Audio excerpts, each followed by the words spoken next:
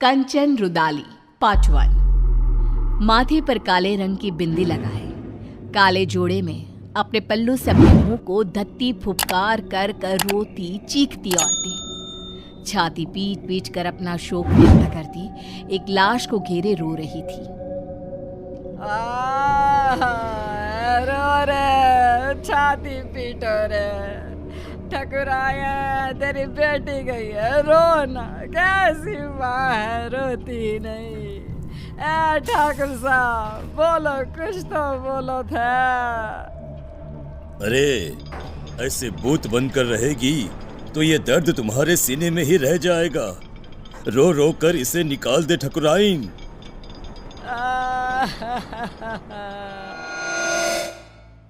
राजस्थान में ये प्रथा सदियों से चली आ रही है।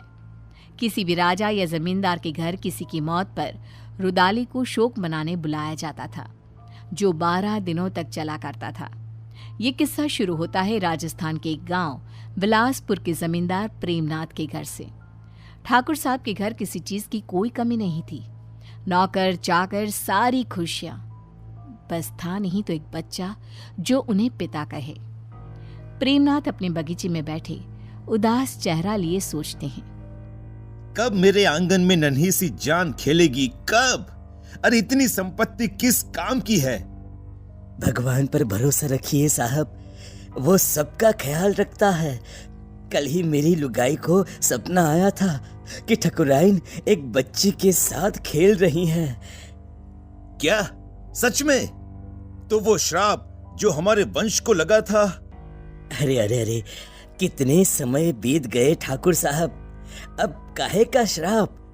कितने दिन ही छिपा करता है, हैं? अब तो आप खुशियां मनाइए।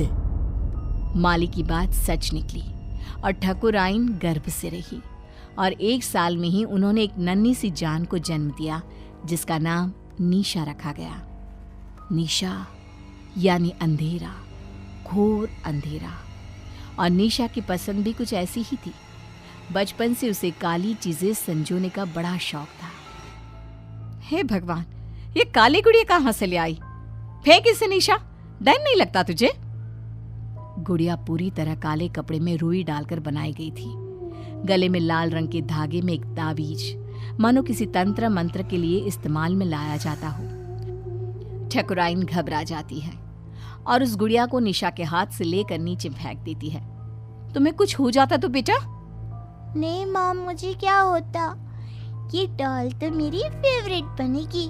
मुझे काला रंग कितना पसंद है, आप जानते हो ना माँ।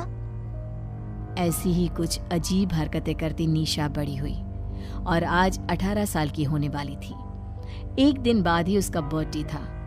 अपने जन्मदिन और मौत के एक दिन पहले वो रात को कहीं से बड़ी देर से लौटी और आते ही अपने कमरे में चली गई। और उस रात की सुबह फिर हुई ही नहीं। आज आसमान कितना अलग सा है ना, कितना घोर अंधेरा है। तुम्हें अंधेरे से कैसा प्यार है लाडो?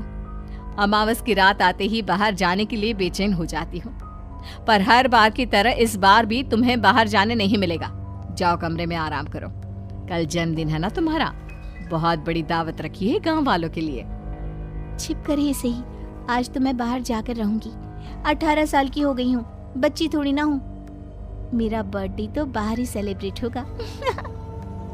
ठीक 12 बजे निशा छिपकर बाहर चली जाती है और सबके सोने के बाद वापस लौटकर सीधे अपने कमरे में जाकर लाश की तरह बिस्तर पर गिरती है और एक टक खिड़की के बाहर ही देखती रहती है, मानो कोई बाहर आसमान से उसे देख रहा हो। रात के 3 बजे। ओ अंकल, जल्दी चलो ना। निशा के आगे लाइन में लगा हुआ आदमी अपने हाथ को शरीर से अलग कर निशा के हाथ में देता हुआ कहता है, अरे परेशान कर दिया है, अब आगे वाला बढ़ता नहीं तो कैसे बढ़ूं मैं? इस हाथ से उसे नीचे जलते आग में धक्का दे दो। ये सब क्या है? गुनु काका, आप तो पौधों को पानी देते हो ना, आप यहाँ और हम सब कहाँ जा रहे हैं? और आपके हाथ कैसे कटे? यहाँ कोई किसी का मालिक नहीं और कोई किसी का नौकर नहीं छोटी मालकिन। मौत के बाद तो सब बराबर है, सब। काश अपनी बेटी से जीते ही मिल पाते हम। कोई नहीं, तुम मेरे पास आ गई। खैर, देखो हम मर चुके हैं। कल रात ही तुमने भी दुनिया को अलविदा कह दिया। अब तक तो तुम्हारे शरीर को जलाने की तैयारी भी शुरू हो गई होगी। रात को तो मैं घर पर अपने बिस्तर पर लेटी हुई थी। फिर क्या हुआ? काका, ये सब क्या है? मैं सपना देख रही हूँ ना, मुझे वापस जाना है। निशा चारों तरफ देखती है। चारों ओर भूत पिशाच तड़प रहे थे। हमें जाने दो। गलती हो गई। काका, काका, मुझे बहुत डर लग रहा है काका। कुछ आत्माएं स्वर्ग और नर्क के बीच में फंसी रह जाती है। ये वही दुनिया है, प्रेत लोग। अब पता नहीं कब तक यहाँ रहना होगा। काका, मुझे बचा लो प्लीज। माली अचानक पीछे पलटता है और निशा को नीचे जलती आग में धक्का दे देता है।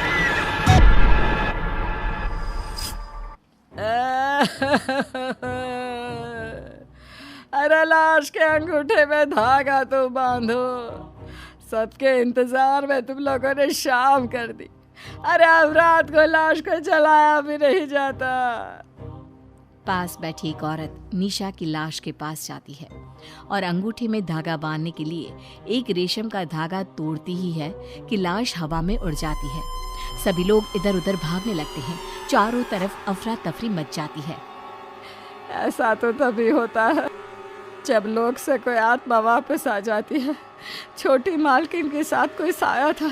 इसका शरीर जला दो वरना ये सबको खा जाएगी। न जाने क्या लेकर लौटी है। कंचन रुदाली निशा की लाश को पकड़कर उसके सीने में एक पत्थर रखकर उसके कान में कुछ बोलती है। क्रियाकर्म की कोई रस्म किए बिना ही सभी निशा की लाश को जला देते हैं। चली गई मेरी बिटिया। अब तो मेरी गुड़िया मेरे पास ही रहेगी। आखिर क्यों प्रेमनाथ के मालिक ने प्रेत लोक से निशा को बचाया? उस अमावस की रात क्या हुआ था? कंचन ने कैसे उसे अपने बस में किया? जानने के लिए देखिए कंचन रुदाली पार्ट 2।